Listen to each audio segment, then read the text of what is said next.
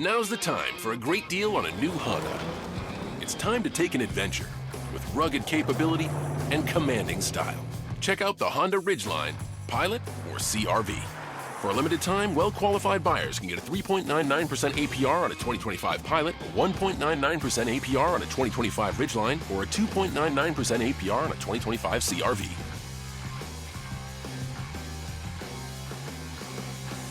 See dealer for financing details. G'day, legends, and welcome back to the Laptop Lifestyle Dad Show, proudly brought to you in partnership with the Los Angeles Tribune. My name's Jeff Ross. I'm a proud dad of 3 energetic boys coming to you from the stunning island of Tasmania, Australia. Hey, this is the show where we help frustrated online marketers, parentpreneurs like you, master AI, social selling, and attraction marketing to build a business that works for you, not the other way around. And hang tight, because we're doing something a little bit different today. You can probably see my beautiful wife, Sarah, is here on the screen. All right, so this interview is going to be a little bit different to what we've done in the past. It's going to be out there. I don't know how else to put it, right? So this episode's been shared across both shows with the Taboo Talk with Sarah and Laptop Lifestyle Dad Show, because we're about doing this one together as partners in life, love, parenting, and ministry and business. We thought it'd be good for us to give you an opportunity to get to know us as a couple.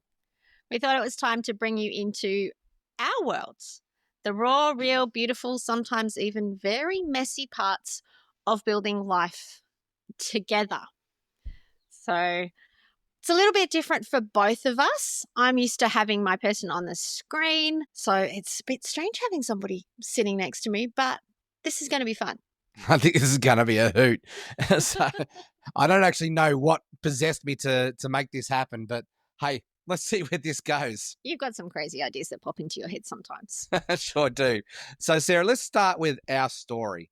So let's describe, I suppose, our version of how we met, and what's happened over the last 16 years. Like, Said that. Yeah, I know, right? 16 years.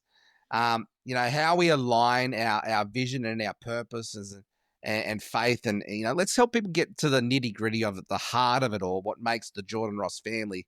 So Sarah, how did we meet? In the middle of rainforest. Well, actually, we were both working at O'Reilly's in the Gold Coast hinterland, and you walked into my spa on your very first day. I was senior therapist, spa coordinator, and you just started as head barman. Yeah, and I think I was and it was Australia Day. I think I might have been about 40 kilos lighter too, and a bit hunkier. Yeah, just slightly. So I was the head barman at O'Reilly's Rainforest Retreat, and you were the senior spa therapist there. Yep. And like I suppose that first connection, right? We just got off on a house on fire. Yep, I think it was fueled by a joint love of country music and good whiskey. Yeah, I think the whiskey had a lot to do with that first night. Yeah, probably. And maybe we should pull it up there, because there's some pretty crazy, wild stories. Oh, really? No, not at all. So maybe our kids don't need to hear it. Our kid is our editor, so. Yeah, well, that could be fun. We might have to hold back a little bit. Just a little. Maybe. We'll see. I mean, my show is called Taboo Talk. We talk about stuff we don't normally talk about. So. Well, let's get into that. So, we're doing life together. We do, parenting. Well, we've got 3 amazing boys here. They're in private schools, and, we got one with MS. We've got one with ADHD, and then we've got boringly normal. Boringly normal? No. He's got his quirks. He is very quirky. And he's also, as much as he wouldn't know it, I quite enjoy it, but like that, he doesn't have medical issues, and how I have seen him grow with watching his brothers cope with that. But it also reminds me that sometimes, because he doesn't, I need to pay attention to what's going on with him, that it would be really easy to miss in the midst of having 2 other boys who do have extra needs. I don't like the term special needs, because I believe all children, all people are special. We're all created in our own unique ways with purposes that only we can fill. But there are some people around who need a little extra care, a little extra love, a little extra attention, a little extra help to be the best that they can be, because they're facing struggles that the rest of us don't. Yeah, totally. And I think we've got some really important topics right here. So, guys, we're both marketers. We're both leaders. We're both influential people in our own right. We've had to grow through the messy and do life together. And so, this serves both podcast shows, right? Yeah. But it's more about you getting to know us and getting to know the heart of what drives us. Why we do what we do. So I want to come back to, how we met. Really two very different people, two very different backgrounds. Very much. Right. And that did cause some messy conflict, some challenging times. But one of the things I love about you, Sarah, and one of the things I've learnt from you is the power of just meeting people where they're at, coming into that sacrificial type life and love to go through the hard, to go through the transformation, and to help people to see the best in themselves, to help be empowered, to help them to bring hope, light, and joy into their life, to bring possibility. And you earthed that for me in some of my darkest days. And but let's just go right back to the beginning when the romantic sort of phase when we really didn't know what we were getting ourselves into yet. And the possibility and hope and love and joy and that honeymoon phase of our early days, our early marriage. And let's talk about some of the taboo stuff, if you will, the challenging stuff that most couples sort of just dismiss and move on because it's that's part of the process, right? But like, you married a cowboy. Yep. You married an atheist. You married someone who used to drink, party, and smoke and have a good time. It was all about the now. It was all about, instant gratification. Like, that was my upbringing, right? I was brought up in Western New South Wales. I was brought up with the cowboy sort of attitude, cowboy up, and didn't have a faith background whatsoever. I smoked a packet a day. I'm so glad you don't. I drank pretty heavy. I was a gambler, and to help be the person I am today, to go through the transformation and step up and take ownership. The main reason I've done what I've done, the hard yards that I've done, is for you. But not for you, but for me. But because you saw the hope, the joy, the possibility, you saw something in me that nobody else really could see or would see. And you helped me get through that, and you helped me to want to be a better person. So my question for you here, and I want you to explain your background a little bit for our listeners too. But my question here for you is, what attracted you to me? Like, why did you stay with me? And I just, everybody else wants the answers to this question. I think a lot of our family probably wants the answers to this question. What did you see in me? You brought out the joy and the fun and reminded me who I was. You saw so much more than just the massage therapist, just what I did. You saw into more of that. And we actually had, even back then, deep conversations about spirituality. Like, I loved that we would stay up for hours just talking about talking. Yes, just talking. In the very early days. Please don't gross the children out. Yep. Sorry. You say I like to make you laugh, so. Yeah. Sometimes he's very funny, ha, and sometimes he's funny, strange. And somehow got through that. I suppose my background. So on faith things, I was raised Catholic. I have 4 aunts who are nuns. God was a given in my life from day one. But what was really cool was how my mum did it. I was always given a choice about following my faith. I was never forced to go to church, any of that. Mum would say, I'm going, are you coming or not? And whatever it was. But when we met, I was also 34. And while my mum worked for a government department and we moved around a lot, I then developed gypsy tendencies. So, I'll also add, I was 26, so she's a cradle snatcher. That's a taboo talk in itself, right? We'll come back to that one. No. Women live on average 7 years longer, so that's actually the perfect age gap if you want to go that way. Well, there you go. We've worked out the perfect age gap. Women, you're going to marry someone younger. Yeah, and that way you can get them young and train them, right? All right. So come back to you're telling people, telling our audience. In Australia, I have lived as far north as Cape Tribulation, as far east as Brampton Island, as far west as Moree, and as far south now as Launceston. We've been in Launceston 11 years. Hang on, how old's Lachlan? Almost 12. Almost 12, so it's going on 12 years that we've been in Launceston. That is the longest I have lived anywhere my whole life. Prior to that, the longest was probably about 4, and that was when I was at university. So there's another of the differences between us. I have university education. I dropped out of school in year 9. The first year of our marriage, I started a master's degree in bioscience research after having I have a degree in sociology and human bioscience, and then went into massage, and I've spent the last 25 years in a health and wellness space. So Sarah's very educated and very knowledgeable and has a lot of wisdom in this space, yet I haven't got a piece of paper to my name. I've gone through the school of hard knocks and, learned to fail forward fast to be where I am today. So some very different pathways to get where we are. Yeah, but we both like gathering wisdom from those around us and gathering stories, because so many of us, we have amazing stories to tell, and our stories are the thing that connect us and are the thing that allow us to help each other. So we'll get into the stories in a moment, because I think it's very important for people to understand where we come from.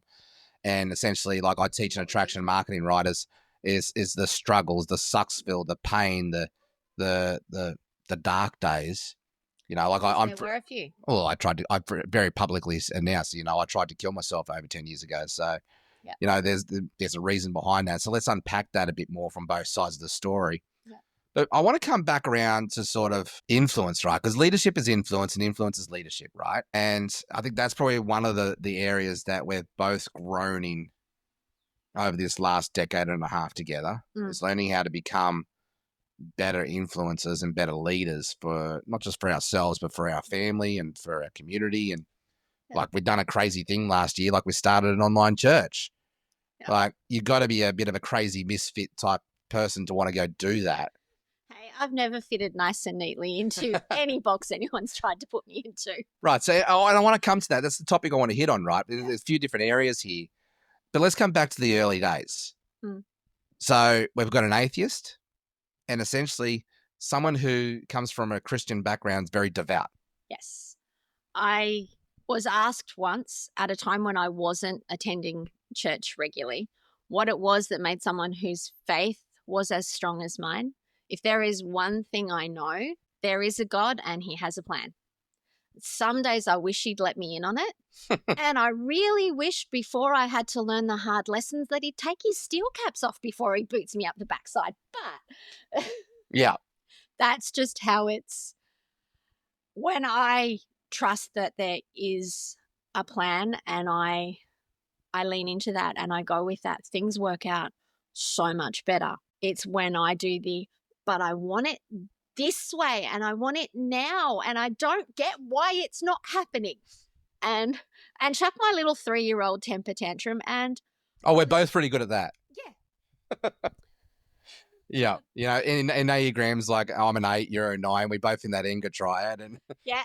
And then if you want to look at other things, because another one of those taboo topics sometimes is astrology and how that works. I'm a Scorpio, so I'm supposed to have a filthy temper, which I can do, and a nasty sting in my tail. And I'm a goat. I like to butt heads. So we make an interesting mix on a lot of, but yeah, the personality profiles, there is some bits where we complement each other perfectly and other bits where we are so different in how we see and approach. And let's talk about the everything. differences. Yeah. Yeah, because a lot of outside influence, Mm. family included, on both sides of the family, Yeah.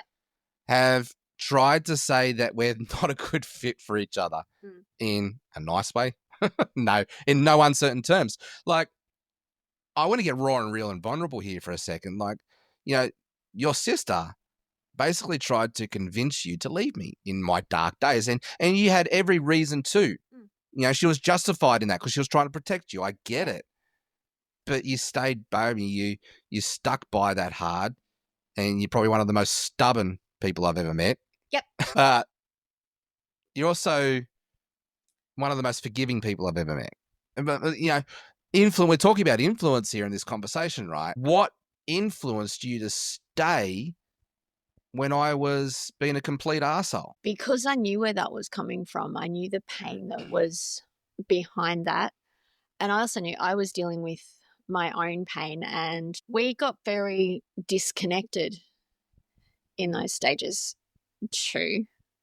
And I was at the point like dealing with my mum's cancer and having a young baby, you dealing with your You had disability. postpartum Postnatal depression, but we didn't even realize that that was it, because with everything else that was going on, I was just getting through every day the best I could. But there was also like why I stayed was because I knew who and what we were outside of that pain and what we could be and what we were together. And you're right, I am stubborn, and as bad as things got, I never got to the point where I went, nah, I just want out. I came very close to leaving a couple of times. You threatened to leave several times. And there was a few times that I was ready to let you. But it also, and looking back on it now, I will admit, and I'm really glad I've worked through a lot of my issues.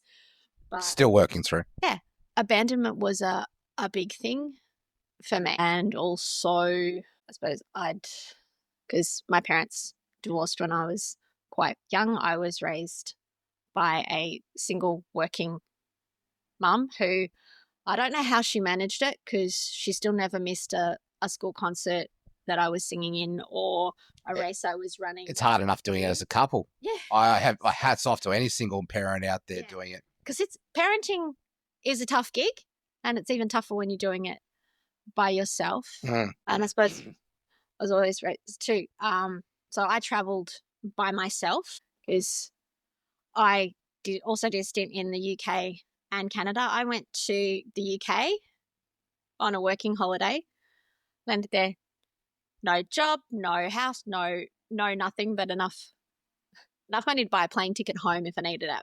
So both of us, before we met each other, had really figured out our identity and who we were. Yeah. Like, I'd been to New Zealand for a good stint over there. I left home at 15. You know, I traveled quite a fair bit of Australia and, you know, all that sort of thing. I thought I knew who I was. Like, I'm not naive looking back at it now, but I had a sense of identity and what I wanted my life to look like. And so did you. You know, we had a sense of identity outside of our families. Yes. And I think when we came together, we complemented each other's identity and we liked what was brought out, you know, in those romantic honeymoon phases. We challenged each other in good ways. Yeah, we helped each other to grow. Yeah.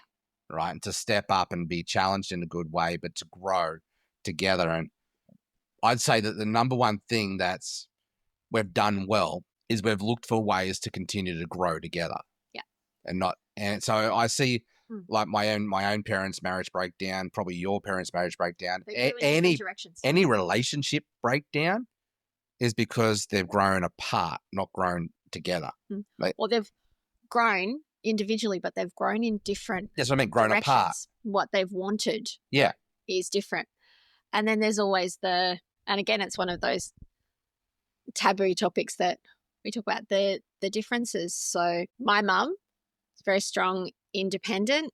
Yeah, one of those first generations of working mums. So when my parents divorced, I was the only kid I knew who had divorced parents. But like, I look at my parents, and when they were together, they were really together and they were good together. I know my parents loved each other. They were married for 25 years and had 5 children, but they went through some challenges and they had different ideas of how to do that. And then I think when my mum got a really good government job in Sydney that required us moving away, it was hard for my dad, who'd always been and you could relate to that. Man's supposed to be the provider. He's supposed The to be main the one. breadwinner. Yeah. So then when my mum was able to take on that role, it was hard for them and they didn't adjust to that really. And Well, they didn't reconcile to that. Yeah, in our early days. So I'm the more educated one. In our early marriage, I was making more money than you. Well, there's been in our entire marriage, there's been stages where it's been me, it's been you, it's been me, it's been you, and we've been okay with that. We've had to be out of necessity. Yeah, but we were both independent before that, and it was 2 independent people coming together. Yeah. Whereas sometimes, and there has been times through our marriage, because we've been together 16. Yeah, and there's been times where I've dragged you kicking and screaming and tried to force it to go one way or another, not realizing that, hey, I need to learn to get your buy-in and get you to say yes rather than just say, fuck it, like you coming this way with me or not. Yeah, and sometimes I let you think that you're in control. Yeah. Just as stubborn in how I get. I think funny thing that just popped into my head was one afternoon you and I were having a discussion. An argument, maybe. Yeah. And our son Harrison comes out with, now is this what you call passive-aggressive negotiation? And it's just like, oh, crap, I've just been called out on my behavior by my 12-year-old. We're pretty transparent as a family. We don't hold back. Like we argue in front of our kids, but we also make up and forgive in front of our kids. Like they see the whole lot. And so I know we do a lot of things different to what a lot of other people do it. You know, like, let's face it, like there was the whole sex before marriage conversation. Yes, which are you good little Catholic girl, but yeah, some would say good little Catholic, depends on your definition of those words. But anyway, that's a whole can of worms. Yes, but yeah, there were challenges and differences of things, and there has been times, because yes, I do have a strong faith, but there has been times when I have walked away from it. I went questioning and. Well, we also get influenced by other circles too, right? Yeah. And in our Western world, especially, like it's a very secular world. Yeah. And we're very influenced by what other people are doing, and peer pressure has a big thing. Yeah. But I also think that, you know, and it's going to sound very blunt for a second, but weak minds get peer pressured.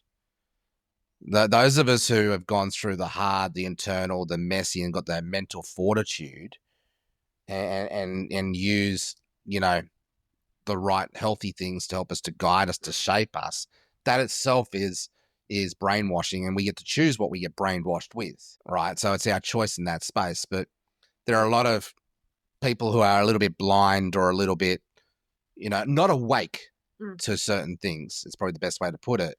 And manipulated and influenced and taken different directions. And then there's also we all go through lots of different experiences, and everyone will have their different way of coping with that, or their different way of numbing out. Because a lot of times, there you go, those behaviors, drinking, sex, drugs, gambling, you name it, all those things, they are generally a very bad coping mechanism for dealing with the crap you've been through. We're going to survival, right? Yeah. So my vice was gambling.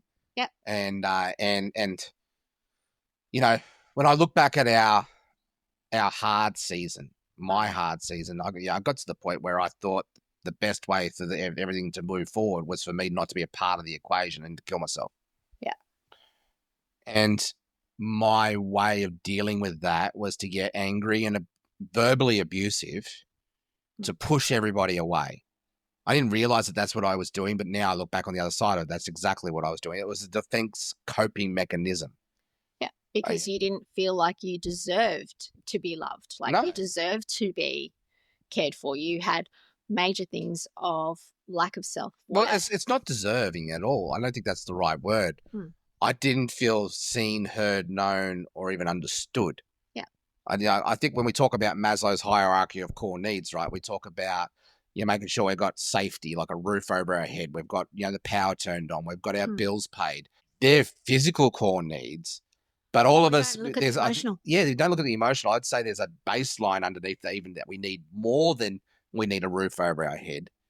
We need people who see us, who help us to feel understood, help us feel known, heard, and loved, and help us to feel like we belong somewhere.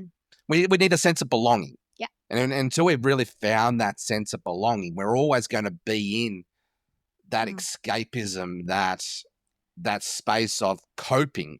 And of trying to fit in. I love how Brené Brown describes the difference between belonging and fitting in. She says, fitting in requires you to change who you are to fit in with that group. Yeah. And quite often, that is what we'll do when we're in pain. We'll say, yeah, hanging out with this particular crowd. But in order to hang out with them, I have to have a certain way. You have to conform, not transform. You have to conform. Yeah. But then when we find that place that we truly belong, that is where they see us for who we really are, and where they come alongside us and don't expect us to be anything different. We are able to just be who we are. And that is truly belonging. And I think that's what all of us are searching for. So let's come back to, our hard time there as well. I gave you every reason to run away, to move away. I pushed very, very hard. And, look, there was times where you pushed back as well and that sort of thing. Like, it wasn't always just me. No. But, in that space, in that darkness, in that hopelessness, in that lost, you stuck by it. So what we're talking about, sense of belonging, right? Because when we find our tribe, we find our vibe. But when we find our purpose and our why, we'll go through. Well, look at Paul from the Saul of Tarsus, right? Yeah. He was very clear on his mission. He was very clear on his why. And he went through hell and back to be able to fulfill on that mission. He got shipwrecked. He got flogging. He got stoned. He got almost like to the point where bashed to death, imprisoned and all of that. And still he went through that really challenging, torturous, mission and experience. Yeah. And his identity was belonging to that purpose. So what was it for you? Like, what for you helped you to go through hell and back? Oh, maybe we should tell them a bit of the hell and back that I did go through. So, well, yeah, start there and then I'll share my side of that. So I was the sick kid, and then I cared for my mum through a cancer journey. I lost her 2 weeks before our son Lachlan was born. Now, Lachlan is our middle son. He was born 2 weeks after mum passed. He was also preemie. Yes, he was 6 weeks preemie and had a few issues. We also, at that stage, I was lost. So I had done and travelled and done all those things because I was lucky enough to be raised by somebody who knew that the best way to get me to do something was to tell me that I couldn't. So when I decided I wanted to go to the UK, my mum helped me fill in all the applications because she was right behind it. Thought, yep, go do it. A few other people, it's like, why do you want to do that? Because I can. That was, I think, the other thing that beautiful example of leadership. Like she empowered you and equipped you to go stand up on your own 2 feet. Yeah, and that the best reason to do anything is because you can and you want to. Yeah, but your mum didn't try to rescue or save you though. She influenced you. She led you. She empowered you. And quite often she would send me out into the world, and if I fell flat on my face, she'd pick me up, dust me off, and say, all right, go do the next stupid thing. Yeah. And because of that, I was never afraid to go and try that because I always knew I would have her to come back to, and that she would pick me up, dust me off, and you had that safe space to be able that you belonged to help you to come back and repair and heal. Yeah. And then when I lost that and I had this tiny baby who had extra needs at that time, and I also had Harrison who was 18 months. Yeah, 17 months old when Mum passed. Yeah. And a husband who's just been basically wiped off the board put onto a disability pension. And was struggling with all of what identity crisis. That meant for you. And I just kind of went, oh, crap, what do I do? I'm glad that I did have faith because I don't know how I would have gotten through that had I not, because that was another thing that my family gave me. And I'm very grateful for that. But let's talk about that side of things too. Like in this moment, both our families weren't very supportive or helpful. We were very much on our own. I don't think they knew they didn't. How to be. No, they didn't know how to be. That's why they weren't. And that's what happens, right? And we didn't know what we needed, so we didn't know how to ask for it. No. And I know there was several times, like through Mum's cancer journey, like different support services that ask her what she needs, and I will use it through. She said, "Could somebody please just give me a menu of what is out what there, are my options, what I can pick from, so I can pick it? Because if you ask me to think about what I need, I haven't got a clue. Well, that's just another decision, another hard thing, another thing that my brain just cannot cope with right this minute." And I was very much in that space. It's like, just give me, but even better, just give me 2 choices. Narrow it down for me. Yeah, either or. Just give me solutions. Yeah. Yeah. Don't be a problem finder. Just add another problem. And don't ask me more. Don't ask me how I feel, because right this particular second, I haven't got a clue. Or you probably don't want to really hear the answer. No. It's just the truth of the matter, right? Yeah. And we hold back because we don't want to, be caught up in that drama and add more drama to other people's lives. Yeah. We feel like we shouldn't go jumping all over people. And sometimes you shouldn't. But there is those times where you need to just go blah and let it all out. And you need to have that safe person or that safe place to be able to do that. So we went searching for that safe place, right? We actually packed up our bags. We sold everything we owned and we moved, and we thought, right, well, we need a fresh start. This was our solution. We needed a fresh start, a fresh opportunity. And so we moved away from our families because they were just causing the headaches and dramas. And, once again, they were trying to be supportive. And I understand now their hearts are all in the right place. But they were trying to help us to heal, but they didn't realize that. Well, they weren't equipped. No. They weren't. And I know for me, when I'm going through hard and we have finally figured it out, I sometimes need to withdraw and be by myself and process it slowly, because I won't necessarily have the words to say, this is how I'm feeling, this is what's going on, because I'm all just this big jumble. But if I can then have that space to go, okay, I can. Well, frustration begins where knowledge ends. Yeah. Right. And when we don't have the space to process and have the capacity to do that, we end up in that frustration spiral, which then goes into, pretty messy. Yeah. If we don't give that space. Right. And so we've had to learn a few things around this, around how our mind, psychology and brain processes decisions. That's part of our growth journey. Our nervous systems. That's been part of our growth journey. But going back to this space, right? So we moved from Grafton to Launceston. Yep. Well, actually, we moved to Tasmania, and we got a plane. We thought at this time that like the New South Wales rental system, right? You just need a good credit, A a good good bond history, like a rental history. and we had that. We had that, but we also had a Brilliant. bad credit history because of all the, me being put on a disability pension. I'll come back to that later. Yeah. And our credit history was shot. We didn't realise that, and very naive when we moved down to Tasmania, and we're actually homeless for the first 3 months. Yes. Thankfully, we did have savings to. We had to savings, so we were living out of caravan parks. Yeah. Which is bloody expensive in Tasmania, Yeah. even way back then. So we went through our savings very, very fast, and it almost got to the point where, oh shit, what are we done? We're going to have to move back to the mainland, and then we finally found a house, after about 20 tries. Yeah. And we ended up moving into Launceston. Yeah. Now, at this stage of the game, we thought we'd made the worst decision of our lives moving to Tasmania because of the hardship of trying to find a place. But being stubborn and not wanting to go, it didn't work. Oh, we didn't want other people to be right. Yeah. We wanted to be right, really. And we hadn't got to the point where I just don't want to fight about it anymore. So we found a place 12 months into it.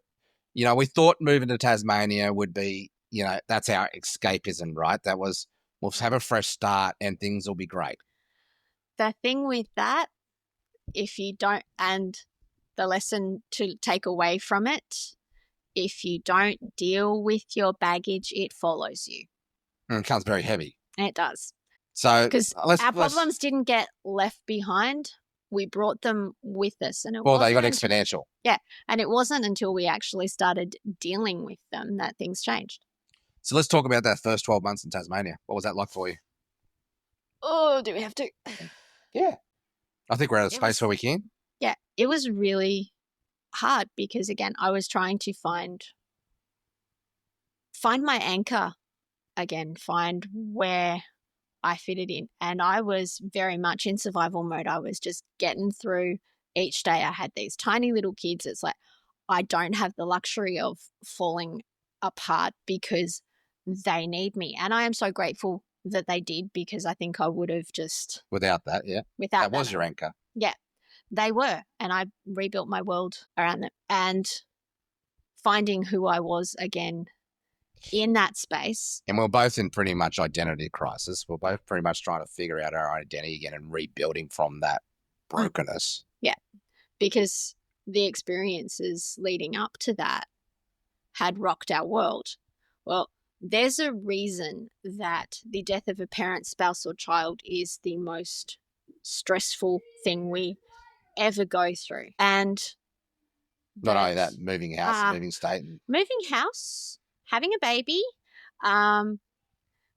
serious illness, you with your disability flaring up and all of that.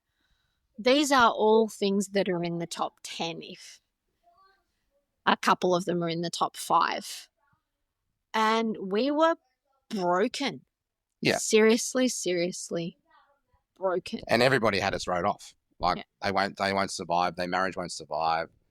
And that was the conversations that everybody was having, because they knew that we probably needed to heal. And they didn't think we could do it together. So we're in this space. We've moved to a state. We don't know anybody. We've moved away from our family on purpose. That was our choice. And we found our space in this pretty hard space alone.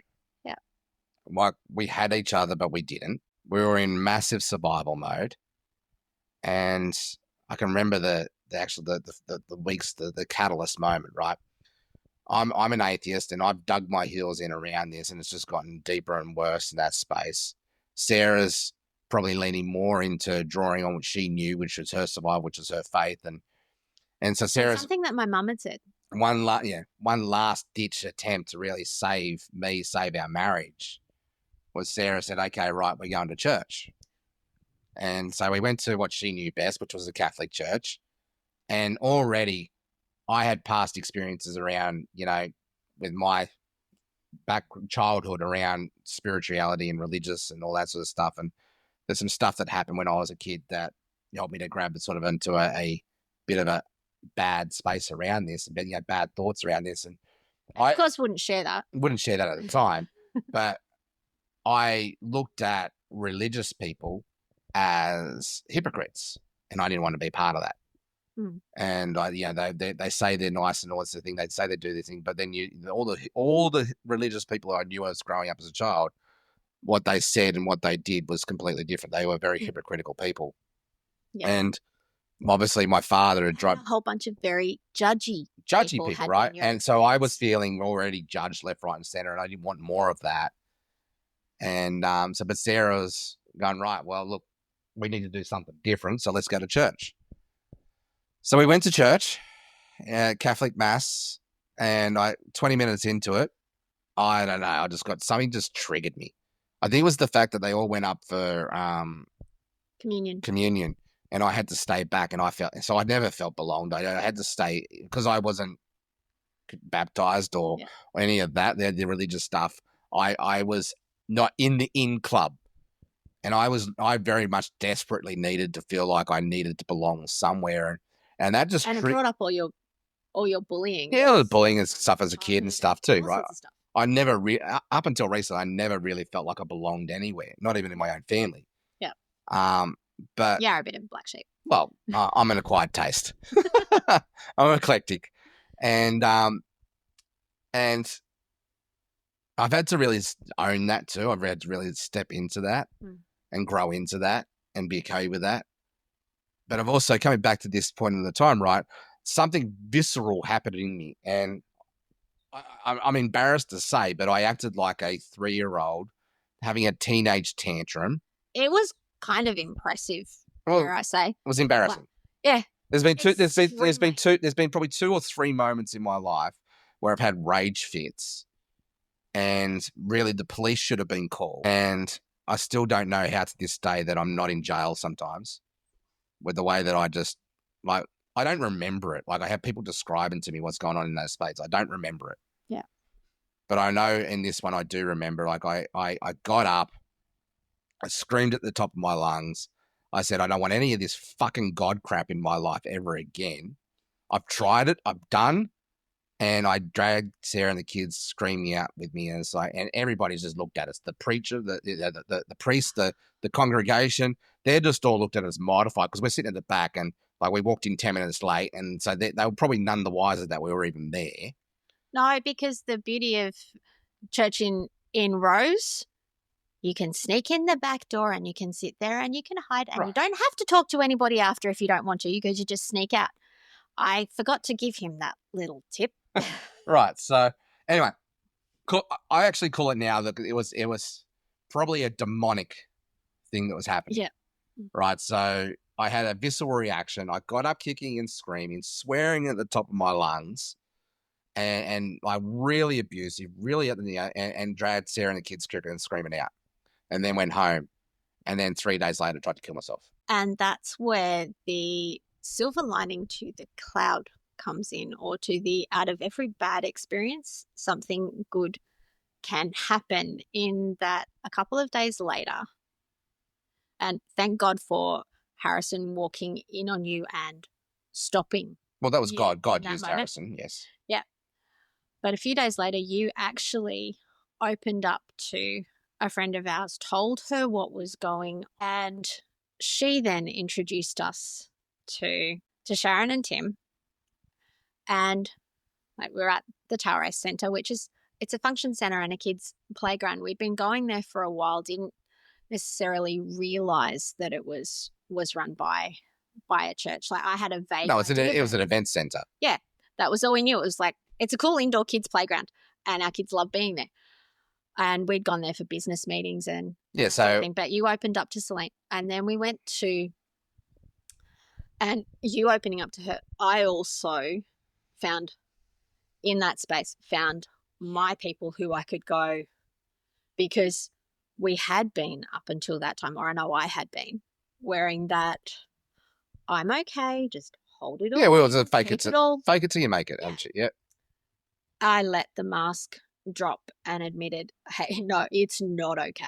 Yeah, because I was building a business. I was building your Ripple X marketing at that stage, and I was networking, and I was wearing all the suits. I was putting all the fake bravado, the arrogance, the ego.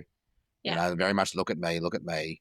And then coming home behind closed doors. And being a very different person. It was completely shit. So, Yeah. talking about not liking hypocrites, I was a hypocrite. But you opened up to Celine.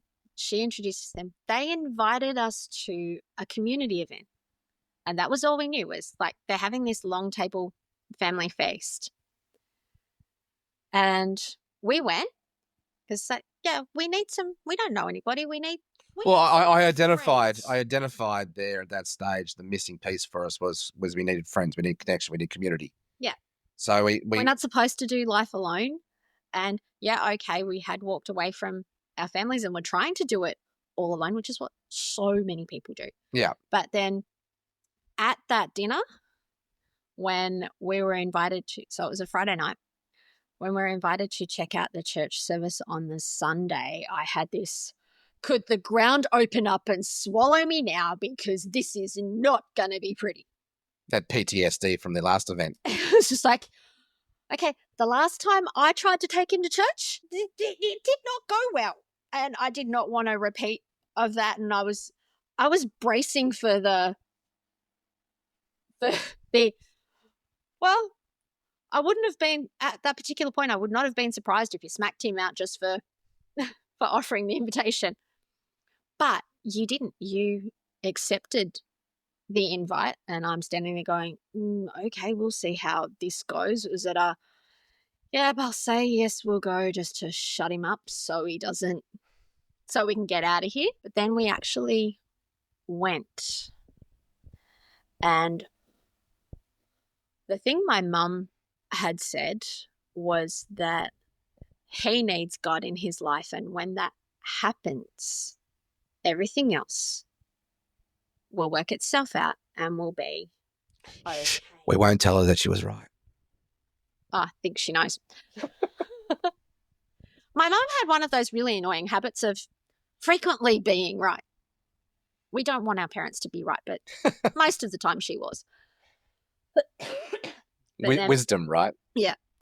And on that Sunday, because I had known that was what was missing, and that was why I tried to take you to church, I spent that Sunday with tears streaming down my face because I knew I'd come home. And when you went up to Tim at the end of the service and said, I don't know anything about this Christianity stuff, but I know I want to. I know what I've been doing hasn't been working. I want to know more. Will you help me? That was the start of turning everything around and of a really beautiful journey. Well, the start of it was me realizing that at that point, when how selfish I was going to be, trying to kill myself. And I was like, I was 2:00 in the morning. I had the bottle of Jamison's. I had the bottle of pills. Yeah. I was looking myself in the mirror. I was just about to do it. And then in that split second, next second, Harrison, all at 2, never woke up at night. He was a sound sleeper, gets up and says, Dad, what are you doing? And that stopped me on a track. And it was just that ownership of how selfish I was. And that's where my ownership started to begin. So I was in a world of hurt. You were too, but in my own way, right? I was both in a world of hurt. And my hurt was, it wasn't my fault. I was a victim. I was severely bullied as a kid. I had not a great relationship with my father. Yep. I had every excuse and every reason and every justification to say, hey, I was a victim. This is not my fault. I was in that blame, excuse, and denial space. And it was through starting some personal development coaching, actually through some business coaching, that I, needed to start to see how to live life above the line, to start to take ownership, accountability, and responsibility for my stuff, right? And you needed to learn how to pick up your all. Yeah, I needed to pick up my shit and deal with it and do the messy, hard internal work. And so taking ownership of that very selfish decision that I all but made was the catalyst. And then God just surrounds, once you make that decision, God opens up doors. And now looking back, that's what's happened, right? So God introduced me to Celine. We both had that safe person to be able to lean on and just go right. And then she connected us to Tim and Sharon. Once again, safe people. And the tail race community was a community where it was a safe place for us to feel like we belonged, and they invited us in Mm. It wasn't pressured at all. It was very much an invitation. Yeah. And it helped us to feel like we belonged and gave us that safe space to be reconciled and to own our shit, to take accountability, to take responsibility, and then give us the safe space then over the next 10 years to heal. Yeah. And we're still healing. We're still doing the messy. We're still doing the transformation. We are all works in progress. And I sometimes think, and one of our lovely friends, Anne, has a great way of putting it, rock bottom is a really firm foundation to build back up from. And I think we needed to hit that for us to, for both of us, to and one of my early experiences too, of when I knew that I'd found that spot where we belonged, was with Alana and our son Lachlan. Now, understandably, Lockie was very, very clingy in that I suppose I was his safe place. He didn't have... Well, I definitely wasn't. No. And he still is very clingy. Like, and both Harrison and Lachlan, I was not a very safe person to be around. No. And they basically that's one of the things that I have done a lot of work on, a lot of restoration and repair and forgiveness and seeking through, with Sarah and my kids, is learning how to become that safe person so they want to be around me, because Harrison and Lachlan, their look in their eyes, it broke my heart every single time to have my own boys looking up at me and be so fearful of me and run away every time I tried to get near him. Well, Lachlan in those early stages, because he was only 4 months old when we moved to Tasmania, so he was still under 1 when this he was about 1 when this all happened. But we'd been going to the Tower Race for business meetings for a while, and Alana looked after the kids. But up until this particular day, wouldn't let anybody else. Lachlan would cling to me, like Jeff, even to get him to go to Jeff, he'd have to pry him out of my arms. I'm holding, like this particular day, I'm holding Lachlan, and we go to say hello to Alana, and Lockie jumps out of my arms into hers, and it's like, what did you do? This child will go to no one. Like, he would not go to anyone, and he would cry when I put him down if he couldn't see me. And all of a sudden he's leaping into this other woman's arms and smiling at me. And so God doing that, it's okay, Mum. I'm good. And so God used that, like, to bring us into this amazing community.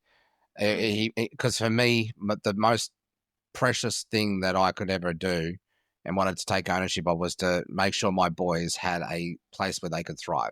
My life, our life, revolves around our boys.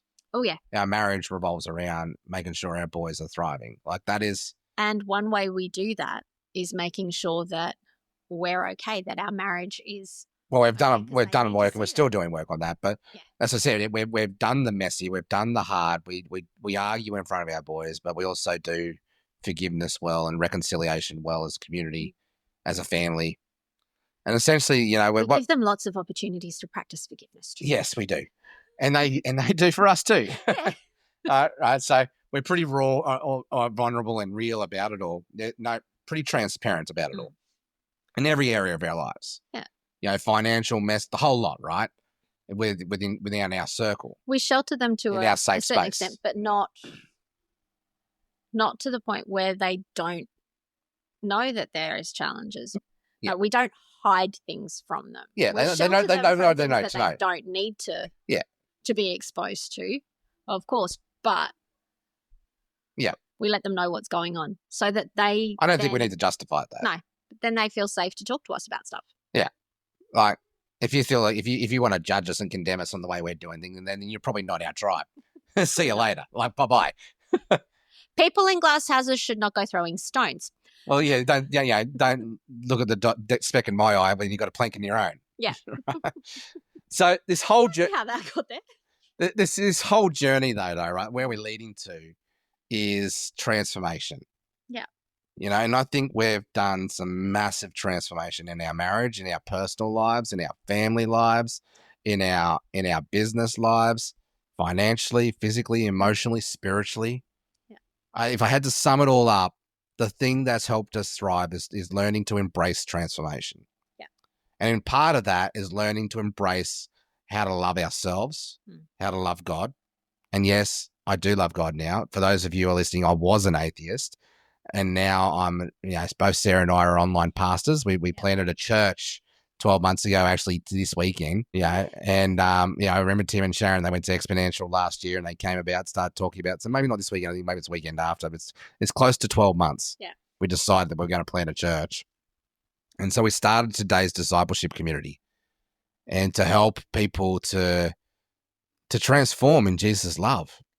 Yeah. To And because we'd seen, like through our own experiences as well and through friends and family, there are times when actually getting to a physical church is really difficult. I suppose we noticed it with Harrison with his MS journey. There was times where we just couldn't go. And yes, you can watch services online, but you then miss that community and that connection.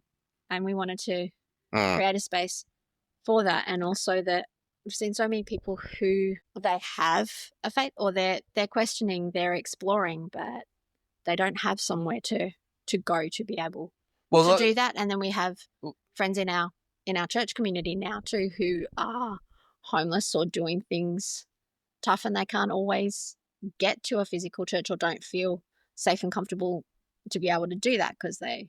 Yeah, and then we have other Christians who want to get really into the heart of discipleship. Yeah.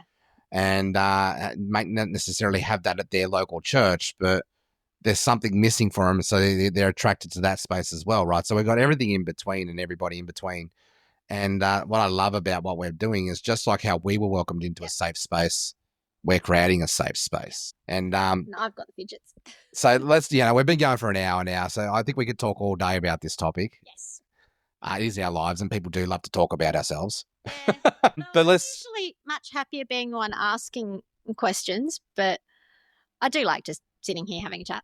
All right, so let's call it a wrap. So let's do our quick 30-second testimonial. There was once a time in my life. So I'll start, and this is one of our things that our good friend Tim O'Neill taught us, to be able to help share our, and Steve Addison, to be able to help to share our stories with people, right? So what I want to sum around here is yes, this is a joint podcast episode for Taboo Talk with Sarah. I think we've talked a lot about taboo stuff today. Do you think we ticked that? Yeah, I think we covered it. I think the only thing we didn't say was why I started it. Oh, we can come back to that. Yeah. So hold on to that. So we're basically, this is a joint podcast. I think we've ticked the box here. We're talking about storytelling and attraction marketing and, purpose and life and why. Stuff. I think you know why we do what we do. And my why is to help people to live a purpose-driven life, and I do that through the Laptop Lifestyle Dad show. I do that through my coaching and mentoring business. We do that through our online church. And I'll come back to that in a second if you're curious about what that is. And, Sarah does that through her way of doing it, but we do it through our family as well. We do it through our personal. So if you had to sum up everything that I do, the reason why I do it, it's about helping people to live their purpose-driven life so I can live my purpose-driven life. So I think there's some marketing lessons there for you in that conversation. And I think this adds to the Laptop Lifestyle Dad's audience, right? Plus, you've gotten to know both Sarah and I a little bit more intimate. And it's all about helping. I know stuff now that you wish you didn't, but that's okay. That's okay. Whatever. So, Sarah, you started Taboo Talk with Sarah beginning of this year, 2025. Yeah. Why? Well, I spent 25 years in the health and wellbeing space, and healing has been a big thing for me all through my life. It seems to be a recurring theme, and I get exposed to people going through health crises and the challenges that creates and the changes in that. But it was that I was having lots of conversations where I was hearing people say, if not exactly the same thing, very close to it, like that they'd been through really similar experiences. And the common thread was no one talks about it. So it was that lots of women have been through miscarriages or stillbirths, or like lots of people have lost their parents. It was like, so we've all been through these things, but nobody talks about it. And then a song came on the radio, a song called Whiskey Lullaby, and one line in it, nobody ever knew. And I think that's the problem. Nobody knows what anyone else is going through because we don't have those conversations. So I wanted to start those conversations because I think that is where we will find that healing, where we find that Community where connection. people belong. We weren't meant to do life alone, and we struggle when we try. But when we find those people and those places where we belong, that's when we thrive. That's when we can heal. And then when we can start, so we heal ourselves, we heal our families, we heal our communities, and then we heal our world. Yeah, so Sarah's got her own personal why around that. I've got my personal why, but then if you had to bring our why we do everything together, it's about creating that space where people belong. It's about creating safe spaces, communities. You've only got to look at what we do in life with the podcast, with the business life, with our faith life, with what we're doing now with our family, and now what we're doing with today's discipleship community. Yeah. It's just they're just expressions, right? They're just vehicles to help us to really help serve that purpose. And so just quickly talk about today's discipleship community, and then we'll wrap up. Yeah. And yes, we'll wrap up with a dad joke because it wouldn't be a Laptop Lifestyle dad show if it wasn't. So I will try and restrain myself from smacking him up the back. So if you've loved our story, if you've gotten value from this story, please share it with your community. And if you'd like to connect with us, reach out. We'd love to chat. We love to talk about these things. We're pretty obsessed with it. Faith, family, business, the whole lot. And hey, if you just want to make a new friend, we'd love that too. Yes. Reach out to us. You can find us on both shows. So the Laptop Lifestyle Dad Show and Taboo Talk with Sarah are both on Apple. They're both on Spotify. They're both on YouTube. And Sarah's will be very shortly. But you can find also the Laptop Lifestyle Dad Show on the Los Angeles Tribune podcast network. And we'll be bringing Sarah's over shortly, I reckon, too. I've just got to talk to the right people to make that happen. Hint, hint, Michael Silvers. Anyway, so if you'd like to know a bit more about our today's discipleship community, that's our online church. We meet up at a Monday morning at 10 a.m. Sydney time. We're a global community. We've actually got 7 countries represented. Yeah. We've got probably around about 40 people that show up between all of the different groups. Well, we're a small group community. Like we've got Brad and Bell leading Alpha Online on a Tuesday at 7 p.m. Central Time. We've got our 12 p.m. Wednesday here in Australia. We've got our big call that we run for the international global community on Monday at 10 a.m. Sydney time every Mondays, which is normally Sunday, anywhere from about 3 o'clock to 7 o'clock in the USA. Yeah. And it's group discussion. It's like small group discussion where we pick a topic. At the moment, we're unpacking like how and why the Bible, and how it's a tool to help us to go deeper with our faith. Next Monday, we're talking about how to use soaping, which is a way to journal on the Bible to get the wisdom and glean from that and apply the lessons to our lives and help us to grow from that space. Everything we do is about helping us to transform the one through Jesus' love. That's where transformation happens in heart, one soul at a time. Yeah. And the great life at a time. Great commandment, right, is to learn how to love yourself, love God, and to love others. Yes. And then go and teach other people to do that exactly the same thing. So that's our expression of how we're doing that through 2DC. And if you'd love to learn more about that, we'll make sure that the links and the details are in the show notes below. Yeah, we'll get our little editor to pop them in. Of course we will.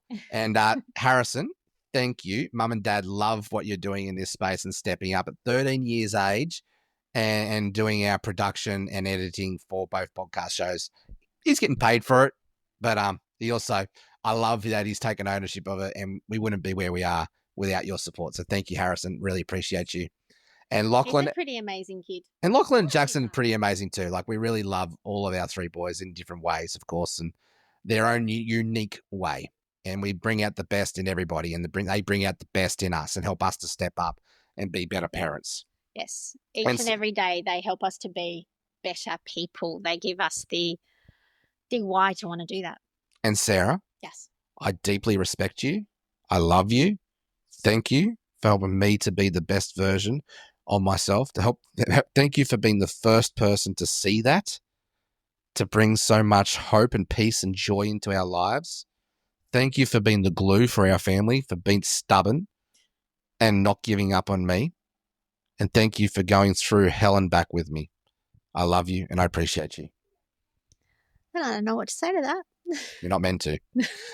So let's take it to a different direction now. Here's my dad joke. Oh, do we have? So I know my friend Davo likes this one. He actually gave it to me, and it's a goodie, but it's an oldie. And I think it's appropriate for today's episode. Sarah, you know I married you for your looks, don't you? Mm-hmm, just not the ones I give you now. And let's call that a wrap. Thanks for your time, guys. We'll see you on the next episode, either on Laptop Lifestyle Dad Show or on Taboo Talk with Sarah. And until we do see you again, remember, your stories matter. So please, please keep telling them. We need to have those conversations. They sure do. See you next time. Stay caffeinated, stay legendary. We'll see you on the next episode. Now's the time for a great deal on a new Honda. It's time to take an adventure with rugged capability and commanding style. Check out the Honda Ridgeline, Pilot, or CRV. For a limited time, well-qualified buyers can get a 3.99% APR on a 2025 Pilot, a 1.99% APR on a 2025 Ridgeline, or a 2.99% APR on a 2025 CRV.